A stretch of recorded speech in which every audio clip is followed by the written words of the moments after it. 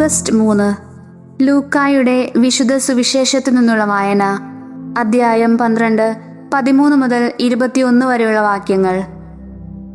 അക്കാലത്ത് ജനക്കൂട്ടത്തിൽ നിന്ന് ഒരുവൻ യേശുവിനോട് പറഞ്ഞു, ഗുരു, പിതൃസ്വത്ത് ഞാനുമായി പങ്കുവയ്ക്കാൻ എൻ്റെ സഹോദരനോട് കൽപ്പിക്കണമേ.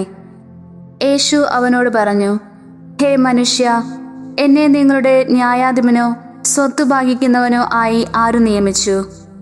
അനന്തരം അവൻ അവരോട് പറഞ്ഞു, ജാഗരൂകരായിരിക്കുവിൻ, എല്ലാ അത്യാഗ്രഹങ്ങളിൽ നിന്ന് അകന്നിരിക്കുകയും ചെയ്യുവിൻ.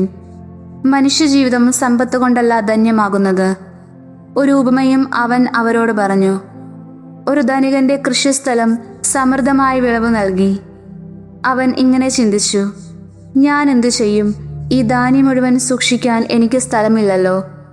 അവൻ പറഞ്ഞു, ഞാൻ ഇങ്ങനെ ചെയ്യും, എൻ്റെ അറപ്പുരകൾ പൊളിച്ച് കൂടുതൽ വലിയവ പണിയും, അതിൽ എൻ്റെ ധാന്യവും വിഭവങ്ങളും സംഭരിക്കും. അനന്തരം ഞാൻ എൻ്റെ ആത്മാവിനോട് പറയും, ആത്മാവേ, അനേക വർഷത്തേക്ക് വേണ്ട വിഭവങ്ങൾ നിനക്കായി സംഭരിക്കപ്പെട്ടിരിക്കുന്നു. വിശ്രമിക്കുക, തിന്നുകുടിച്ച് ആനന്ദിക്കുക. എന്നാൽ ദൈവം അവനോട് പറഞ്ഞു, ബോഷ, ഈ രാത്രി നിന്റെ ആത്മാവിനെ നിന്നിൽ നിന്ന് ആവശ്യപ്പെടും. അപ്പോൾ നീ ഒരുക്കി വച്ചിരിക്കുന്നവ ആരുടേതാകും? ഇതുപോലെയാണ് ദൈവസന്നിധിയിൽ സമ്പന്നനാകാതെ തനിക്ക് വേണ്ടി സമ്പത്ത് ശേഖരിച്ചു വയ്ക്കുന്നവനും.